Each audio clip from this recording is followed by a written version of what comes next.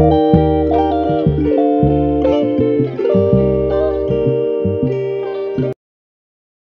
এর আগের দিন আমরা সামেশন সিম্বলটার ডেফিনেশন শিখেছিলাম এবং সামেশন ইউজ করে কয়েকটা প্রবলেম কিভাবে সলভ করতে হয় সেগুলো আমরা দেখেছিলাম।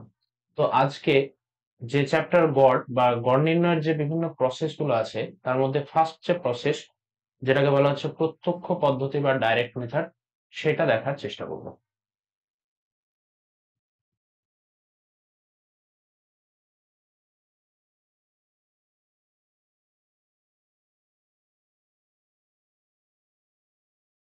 তাহলে আজকে আমরা গড় নির্ণয়ের ফার্স্ট মেথডটা শিখবো। ফার্স্ট মেথড,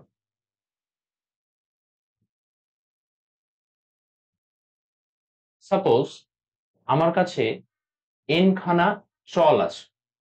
সাপোজ চলগুলো হচ্ছে x1, x2, x3 and so on dot dot dot xn।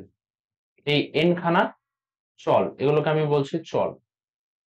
এখন একটা নতুন টার্ম আমরা শিখবো, সেটাকে বলা হচ্ছে পরিসংখ্যা। তো একটা চল, কোনো একটা ডেটার মধ্যে একটা চল যত বার থাকে তাকে বলা হয় ওই চলটার পরিসংখ্যা। তাহলে সাপোজ x1 f1 বার আছে। সাপোজ এই x1 যে চলটা, সেই x1 চলটা f1 বার আছে। x2 চলটা আছে আমার f2 বার এবং x3 চলটা আছে f3 বার। এইভাবে xn চলটা আছে fn বার। তাহলে x1 f1 বার আছে মানে x1 টা একবার নেই, এইভাবে x1 x1 x1 এইভাবে f1 টাইমস আছে, f1 টাইমস আছে।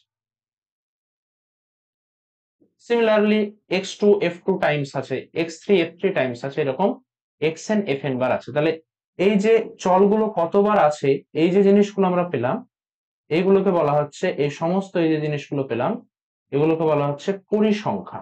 পরিসংখ্যা, পরিসংখ্যা।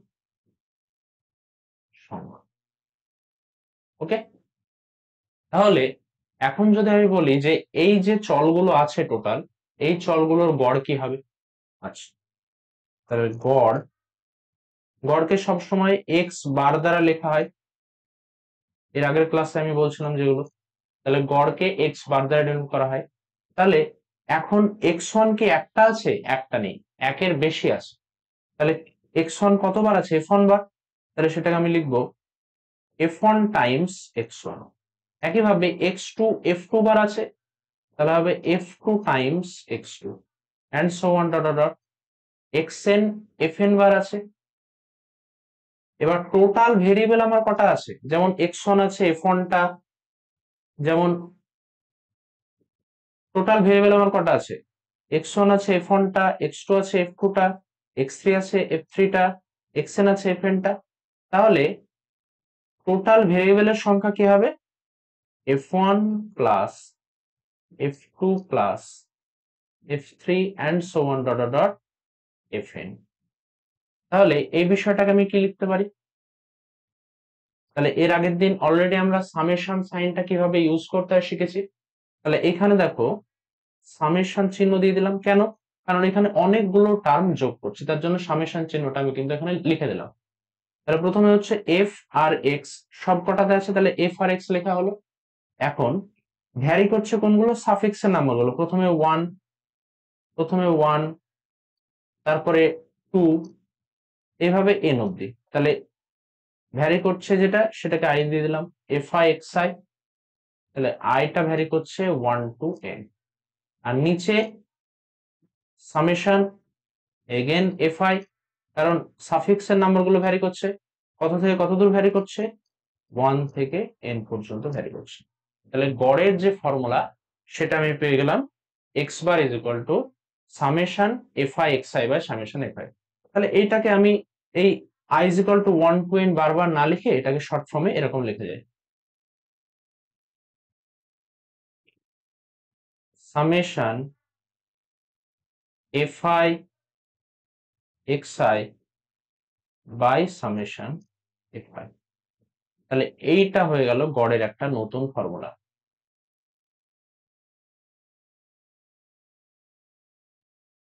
তাহলে যখন আমাদের ভেরিয়েবলের সঙ্গে তাদের পরিসংখ্যাগুলো থাকবে তখন গড়ের ফর্মুলা হচ্ছে এটা। এবং এই যে প্রসেসে গড়ের ফর্মুলাটা বের করা হলো, এই প্রসেসটার নাম হচ্ছে কি, এই যে প্রসেসে আমি গড়গুলো বের করলাম, এই প্রসেসটার নাম হচ্ছে প্রত্যক্ষ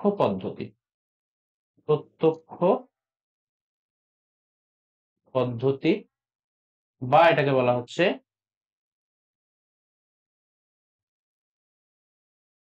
ডিরেক্ট মেথড। ওকে, তাহলে আশা করছি থিওরিটা বোঝা গেল। তাহলে ডিরেক্ট মেথডের ফর্মুলা যদি বলা হয়, তাহলে গড় x bar is equal to হবে summation f i x i by summation f i, যেখানে এক্স আই গুলো হচ্ছে x one x two dot dot x n variable এবং এফ আই গুলো হচ্ছে তাদের রেসপেক্টিভ পরিসংখ্যা। ওকে।